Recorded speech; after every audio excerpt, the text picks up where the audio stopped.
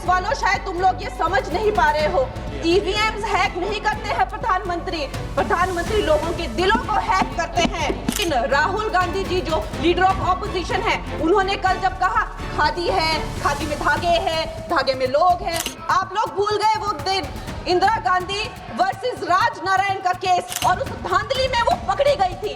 हर उनका जो आरोप है उसमें सच सिद्ध किया गया था। प्रियंका गांधी जी कहती हैं कि छोड़ो पुरानी बातें, तो मैं ये जानना चाहती हूँ कि आपकी जो माता जी हैं वो तो आपकी अध्यक्ष है, और इस वक्त की वो अध्यक्ष है जब उनके पास 1983 में नागरिकता आई, उसके कितने साल पहले से वो वोट देती आ रही हैं।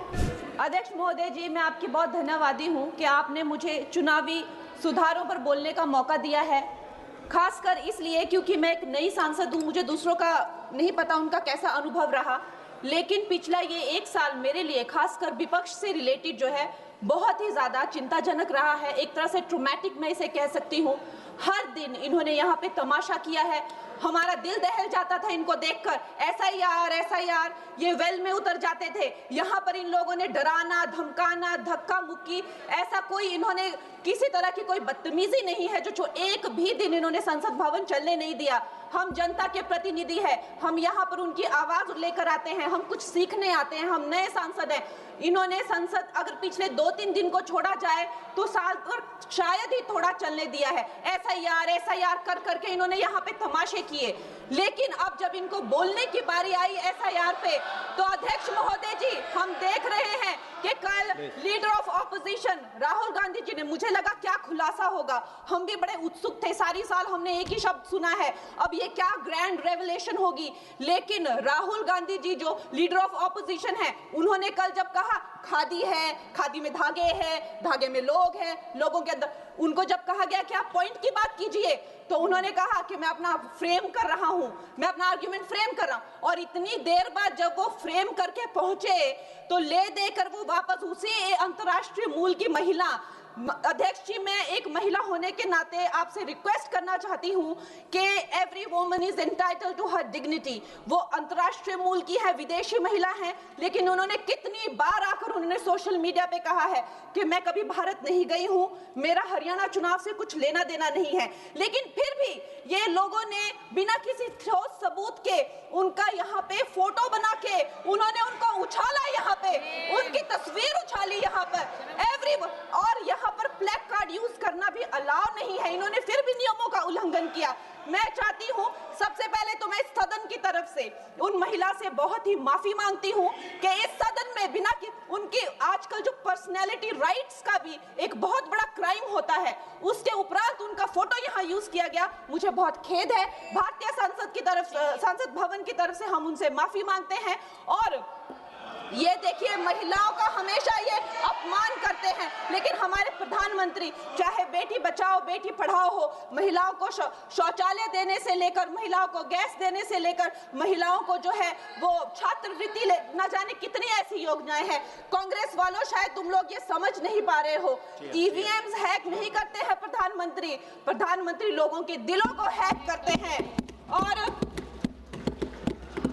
ये लोग दुहाई देते हैं कि वो जो पुराने जमाने के दकियानूसी, वो जो चिट कागज पे लिखकर जो मतदान होता था वो सबसे अच्छा था। ये लोग भूल गए वो दिन, आप लोग भूल गए वो दिन इंदिरा गांधी वर्सेस राज नारायण का केस, उसको जो है इतिहास में The case that shook the nation के नाम से जाना जाता है। उस पर मैंने एक फिल्म भी बनाई हुई है। वोट चोरी और वोटों की धांधली के लिए एक प्रधानमंत्री पे एक साधारण से नेता ने केस किया था, और उस धांधली में वो पकड़ी गई थी।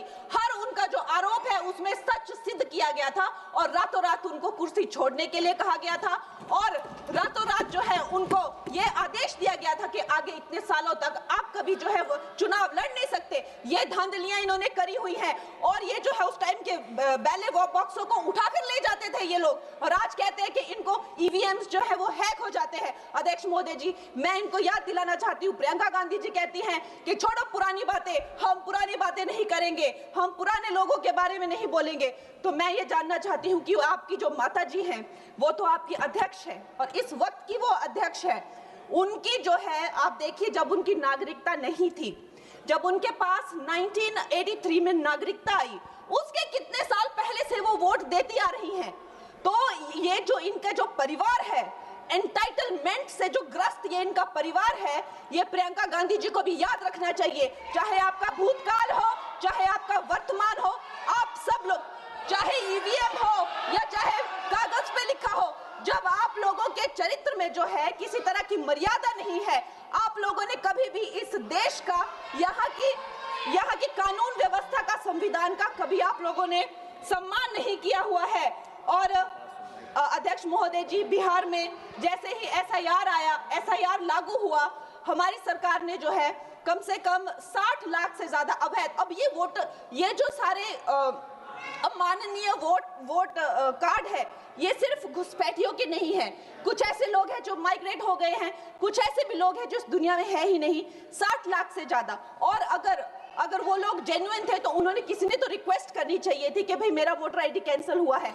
उसके उपरांत जो है 21 नए वोटर आईडी जो है उन्होंने दिए हैं। और इस तरह का एक माहौल बना बिहार में कि आज तक की सबसे ज्यादा वोटिंग जो है, 67% वोटिंग हुई। नागरिकों में ये उत्साह जगा कि जो है इस तरह की जो क्लेंजिंग प्रोसेस है वो होना चाहिए। मैं एक देशभक्त होने के नाते अध्यक्ष महोदय जी, मैं ये प्रपोज करना चाहती हूँ कि हमारे देश में जो है हमेशा महीने 2 महीने बाद हमारे जो शीर्ष नेतृत्व हो गए, सारे अधिकारी हो गए, हमारे जितने भी रिसोर्सेज हैं, हम लोग उनको हर महीने 2 महीने में इलेक्शंस में जो है पुश कर देते हैं। इससे हमारे देश का बहुत ही भारी नुकसान होता है।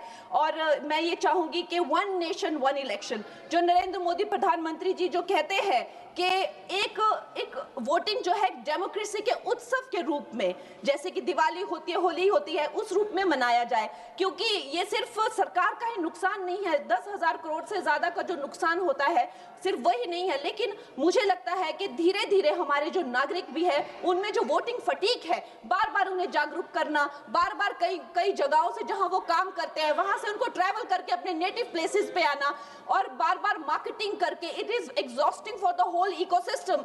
तो मैं ये प्रपोज करना चाहती हूँ कि 1 नेशन 1 इलेक्शन को लाया जाए। और ये जो भी हमें जिस तरह की जो असुविधा होती है हर महीने 2 महीने में इलेक्शंस की, उससे जो है हम बच सकते हैं। जय हिंद। धन्यवाद जी।